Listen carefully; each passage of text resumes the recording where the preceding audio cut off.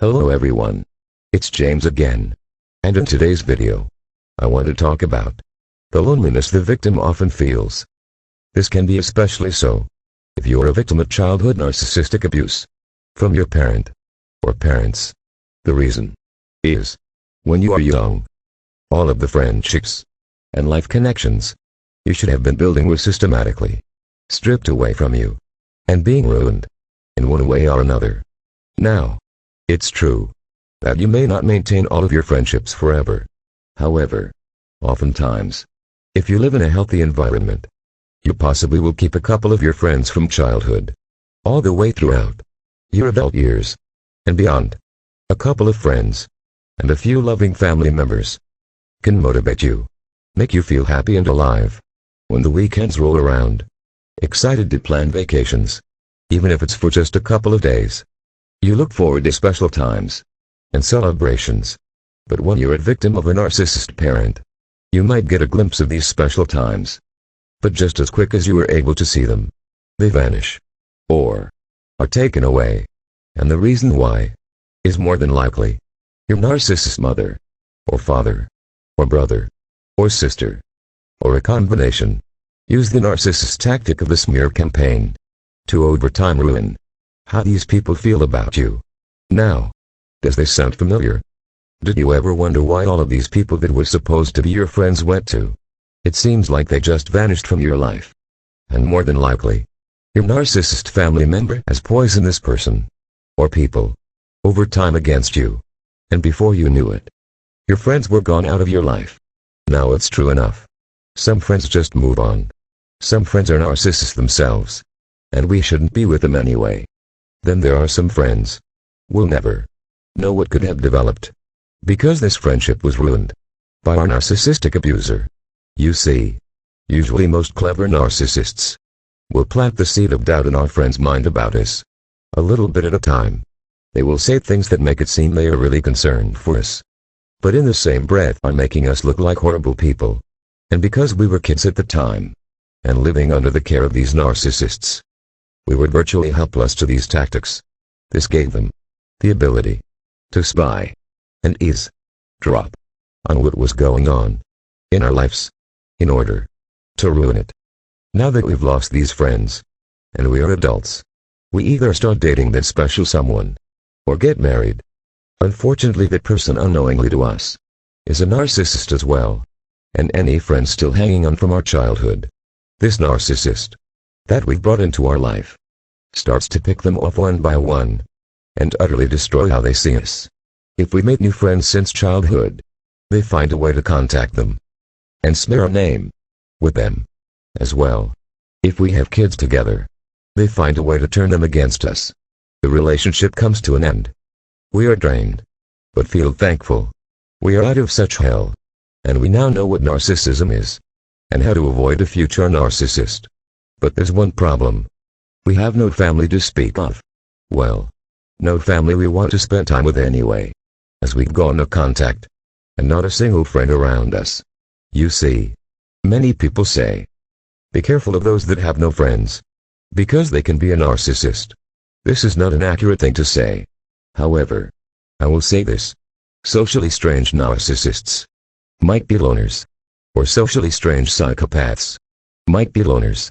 However, the clever, covert narcissist has a way of keeping fake friends and blaming all of their wrongdoing on to escape. Goat. So they get ousted from the social circle. Not the narcissist. The narcissist, more than likely, has lost a few friends real early in life, such as grade school and junior high school. But by the time they hit high school, they have mastered how to manipulate people into thinking they are always in the right and finding scapegoats to blame for their wrongdoing.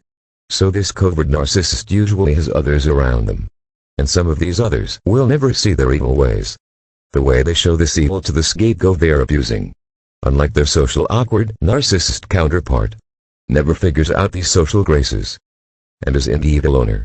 But if you see it fairly articulate, a nice person with lots of loyalty and good character about them, but they seem to have no friends and no family, there's a big chance they have suffered narcissistic abuse their entire life. and have been a victim of lifelong smear campaigns by every narcissist they've encountered. Now I will tell you this. Never make snap judgments. And never take things at face value. Test the spirit and goodness of someone to make sure they are a real friend. But don't shun someone just because they don't have family or friends. Because there might be a real reason why they are alone. And this is the real problem. As many people have family to go see, barbecues and birthdays to attend, and people that care about them. Or so it seems.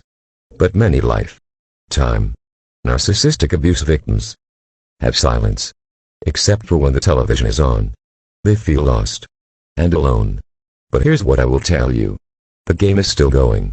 You have learned so much. It's time to get yourself in gear and develop a life. You see, you are sabotaged from day one. If you had a narcissist parent or parents, all the things that you were taught were completely backwards. And they were backwards on purpose. Because your narcissistic abuser wanted you to fail. So you would be a willing energy slave to them. And these parents giggled and laughed inside when they noticed their plan was taking shape. And you were just spinning your wheels, getting nowhere in life and losing all of your friends. They knew the loneliness would kick in, and you would run back to them. I know, right? Running back to your abuser. That sounds insane. But that's what oftentimes happens. The fact is, you didn't have the proper skills to make friends, let alone keep them. And you were dealing with a conscienceless monster ruining every friendship you made. Like it was the main goal in a video game to them. And because of all of this, you sure didn't have the life skills to pick out someone to date or marry. Your narcissist parent or parents planted the seed of your life destruction. And they planted it well. But here you are, better educated about things. You've gone no contact. And you're alone. At first it felt great. Great to be away from such vampires. But you don't have anyone that cares about you. No one. Nothing. And now it hurts. You hear others talking about their fun times. And though you are happy for them, it makes you feel all the more lonely when you go home to your empty house. So what are you to do? Well, what you are to do is start all over from scratch. Because like I just stated, you are given bad information from the very beginning on how to live your life. Now it's time to learn new skills to live the type of life you want. And the type of life you deserve. First off, I want to say, though you may hear about others enjoying this or that in life, I would be careful about what you'd believe. Because many have a way of faking such happiness. And they might be as alone or just as boring as you. But that's not for you to worry about. It's time to worry about yourself and figure yourself out. One of the best things you can do is search out a therapist that has a good track record with helping narcissistic abuse victims. If they just have a basic or a general understanding of narcissism, move on and find someone else. You want someone that has dealt with a narcissist at least once in their own personal life. I was once told by a doctor I had met that if someone would have confessed during a session the abuse stories that a victim of a narcissist might tell, they would have thought they were completely lying and sick in the head. However, because he had dealings with narcissists in his personal life, he now gets the big picture and can put himself in the victim's shoes and be a support. Finding a doctor with such understanding is priceless, because it helps to find someone you can bounce things off of in a safe environment while you are learning these new life skills and how to make new friends and to be back out in the world to meet a new dating partner. I think it's good to tell someone close to you. But at the same time, if you have no one, that leaves telling someone you don't know so well, which in my opinion isn't a smart thing to do, as this person could be a narcissist without you knowing it. That will pose as a friend wanting to help, but in the end just sucking off of your pain. They also might tell your information to others, further making social situations awkward. So finding someone that is neutral, and such a doctor that has a lot of experience dealing with narcissistic abuse is helpful. It's always helpful to see things that are wrong within yourself that you accidentally learned as a child from your first narcissistic abusers. These very things that may be attracting more narcissists into your life as an adult. And as you start changing these things, and growing as a human being, and knowing how to protect yourself in a healthy way, you will think, so what? All of those bad people in my life are gone. I'm still a good person, and learning and growing, and now meeting new people. Let me ask you something. Is there something you are good at? Do you paint or draw? Do you play music? Is there a class you can join for your talent? A class that will put you in a new social setting twice a week? If so, don't be afraid, there might be a narcissist there. Go and practice your talent, or learn a new skill. Because though there might be a narcissist there might be a normal person or people there too. Or there might be a narcissist victim there as well. You have to understand one thing. Don't let yesterday's bad times or mistakes dictate how you move forward. You know, I'm not going to sugarcoat it. The loneliness narcissistic abuse victims feel is completely horrible. It feels like you are on an island by yourself. Or you are in a glass bubble with others outside of the bubble having a good time that for some reason you can't interact with.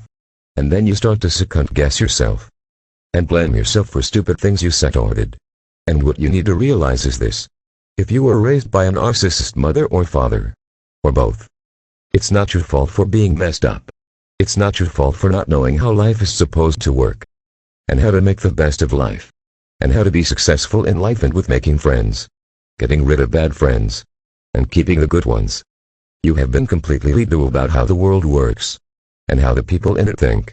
By those who raised you. And I will tell you this. Those that were raised with love still make mistakes. So if you made a lot of life mistakes and you were raised by narcissists, stop being hard on yourself. Stop it right now. And see this as a new chapter in your life. A new beginning. I know it's hard, but you have to. And you have to wade out into the water again. And eventually start swimming. You can't sit on dry land your entire life. And though it seems things are stacked against you, because everyone seems like they have all their ducks in a row, stop worrying about them. Start to worry about yourself. Stop comparing your life to their life. Because the truth is, if you are able to meet a good life partner, and you have one good friend, you are truly blessed. Though many of these people that are busy going to this party and that party, you have no idea if they are really happy, or if everyone in their circle are as fake as a $3 bill. And it's not for you to worry about either. You are now building your life, not theirs. And any building project, you have to start at the beginning, which is always the hardest thing to do, which is taking the first step. Think of every project you've done in your life. You might have procrastinated until the last minute. But when you got started, and you built momentum, you felt like kicking yourself for starting so late and wasting so much time. You will be amazed if you start taking the right steps to meet new people, and to put yourself out there to meet new life partners. You are absolutely going to meet some strange people, bad people, and even evil people. But the good news is you know how to not let them in your life anymore. The good news is, you will also meet good people. People that are a joy to spend time with. People that care about you. And if you are seeing a therapist that's experienced a narcissistic abuse, they can help you set boundaries, so you don't get taken advantage of. Because sometimes good people can do bad things if it's presented to them on a silver platter. And yes, that means even you.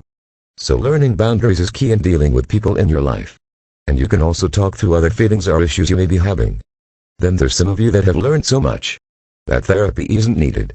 You just need to go over and over the material that you have learned while making these new friendships, so you do better this time around. But though I say going over this material shouldn't rule your life either. Because in the end you need to learn how to make healthy and good life choices that are good for you. You see, it's a life journey where you're always learning. And if you are unwilling to take this journey and go through this process, loneliness will overtake you and swallow you whole. But if you stand up and dust yourself off, willing to learn where things went wrong, and how to do things better, you might be in for a treat. That you will end up meeting some really good people that you will love, and they will love you back. Like I always say, knowledge is power. The more we know, the more we can live happy and healthy lives. Until next time, bye for now, and be good to yourself.